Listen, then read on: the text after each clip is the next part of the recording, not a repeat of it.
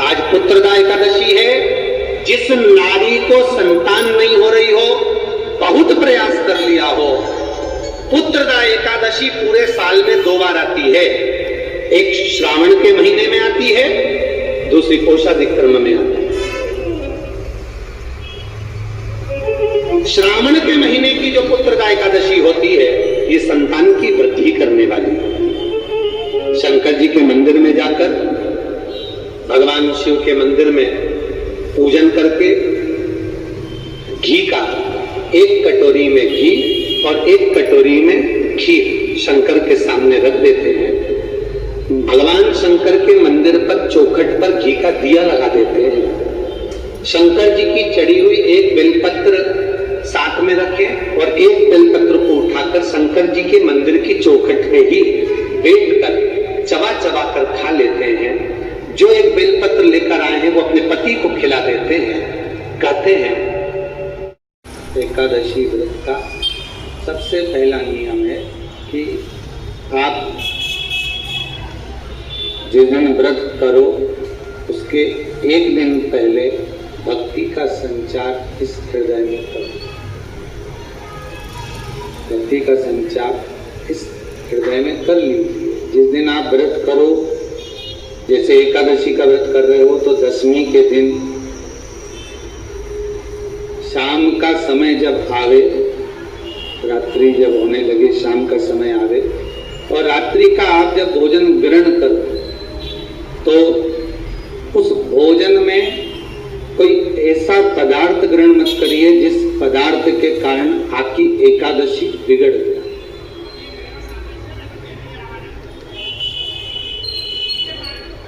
कोई बेकार भोजन में ग्रहण नहीं करो, श्रेष्ठ भोजन ग्रहण करिए दशमी। और एकादशी का दूसरा नियम बहुत ध्यान से सुनिएगा।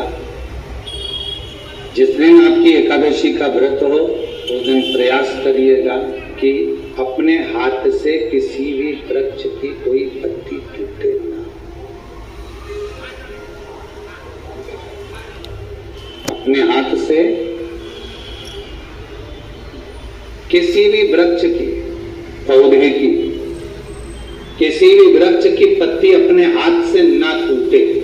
बहुत ध्यान दीजिएगा महाराज। एकादशी का ये दूसरा नियम है कि अपने हाथ से किसी पौधे की, किसी वृक्ष की, किसी डाली की कोई पत्ती ना टूटे, इसका प्रयास करिए।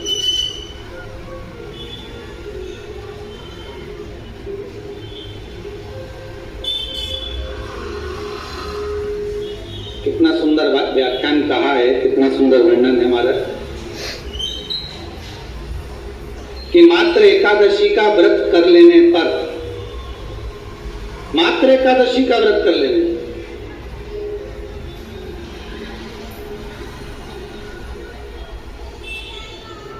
जो पूर्व में किया गया हमारा पाप कर्म है, हमने किसी जीव की हत्या करी है, हमने किसी को कष्ट प्रदान करा है, हमने किसी को अपशब्द कहा है, हमने किसी को ताने दिए, हमने किसी को आड़ा टेढ़ा कहा है, हमने किसी को गालियां दे दी है, मात्र एकादशी का व्रत ही कर लेने पर ये सारे जो दोष हैं वो समाप्त हो जाते हैं।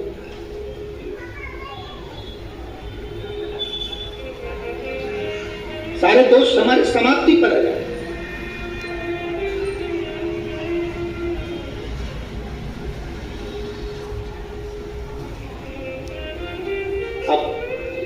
विचार करिएगा थोड़ा सा अपने मन में, अपने चित्त में, अपनी वृत्ति में एक बात उतारिएगा। एक अपने मन में एक बात को उतार कर रखिएगा कि आप अपने पाप को, अपने पाप कर्म को जिस दिन क्षीण करने वाले हो, समाप्त करने वाले हो, अपने पाप को आप जिस दिन समाप्ति पर लेकर जा रहे हो तो उसके 1 दिन पहले आपको प्रसन्नता होना चाहिए कि नहीं होना चाहिए कि कल मेरा पाप कटने वाला है, कल मेरा पाप समाप्त होने वाला है। जो मैंने पाप कर्म करा है वो समाप्त होगा, जो मैंने पाप कर्म करा है वो कल समाप्त हो जाएगा। तो 1 दिन पहले आपके चेहरे पर प्रसन्नता होगी ना हो?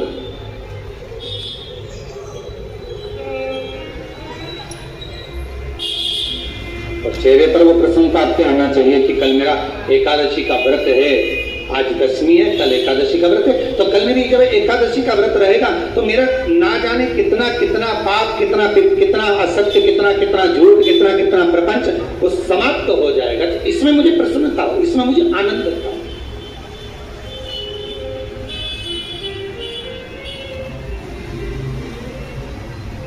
तो क्या कहा गया कि प्रयास करिएगा कि एकादशी के दिन कोई वृक्ष की, कोई डाली की, कोई कोपल की कोई पत्ती ना तोड़ी जाए। क्यों? तो कहा अगर उस पत्ती को हम तोड़ देते हैं, वृक्ष की पत्ती को या क्यारे में लगी हुई कोई डाली की पत्ती को हम तोड़ देते हैं तो एकादशी का पुण्य फल प्राप्त नहीं होगा। एकादशी का कोई फल हमारे खाते में नहीं जाता, पुण्य फल प्राप्त। अब फिर भले तुम चाहे तुमने मोरगन खाया हो, चाहे तुमने फिर चिप्स खाई हो, चाहे तुमने फिर व्रत का कितना ही सामान खा गए हो और तुमने सोचा कि आज मेरी एकादशी है, तो फिर उसका कोई फल प्राप्त नहीं, उसका कोई सुख प्राप्त नहीं, फिर उसका कोई आनंद प्राप्त नहीं, तो उसमें कोई आनंद की अनुभूति आपको नहीं होगी। महाराज आज पुत्रदा एकादशी है,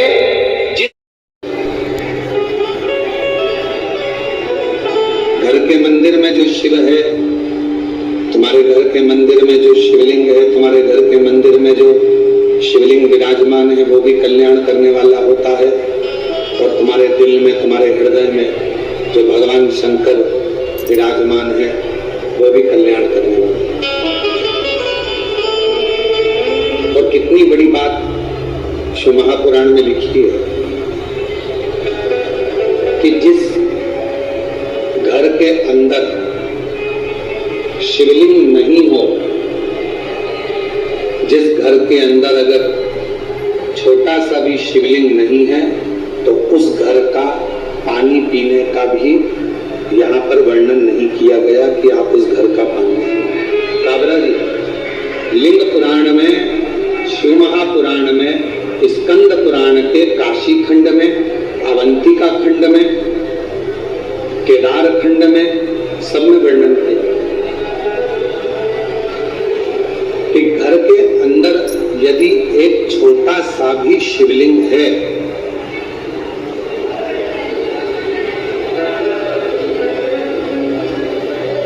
घर के अंदर यदि एक छोटा सा भी शिवलिंग है, छोटा सा, और वो घर फिर किसी का भी हो, अगर छोटा सा शिवलिंग घर के अंदर है फिर वो घर किसी का, उस घर का जल स्वयं गंगा के जल के बराबर।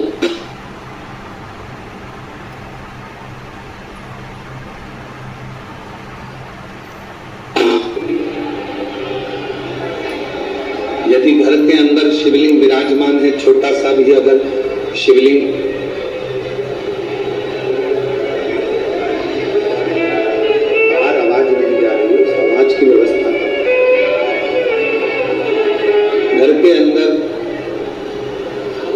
छोटा सा भी शिवलिंग है और वो शिवलिंग आपके घर के अंदर है और आप अगर पूजन कर रहे हैं तो ठीक, पूजन नहीं कर रहे हैं तो ठीक, और घर के अंदर वो शिवलिंग अगर रखा भी है तो कहते हैं उस शिवलिंग के सामने से केवल प्रणाम कर कर, नमन कर कर यदि आप निकल कर चले जाते हो तो भी जिंदगी में कहीं अड़चन नहीं आती और काम सफल होता चला जाता, कार्य सफल होता चला जाता। और शंभु शरणे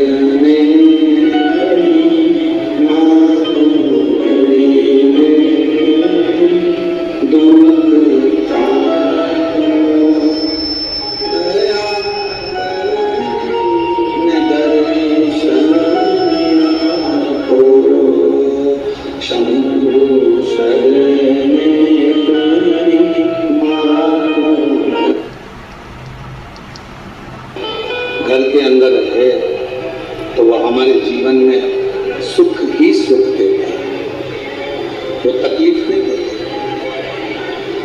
पर ना जाने कैसे कैसे लोग आज के जमाने में कह देते हैं सोशल मीडिया पर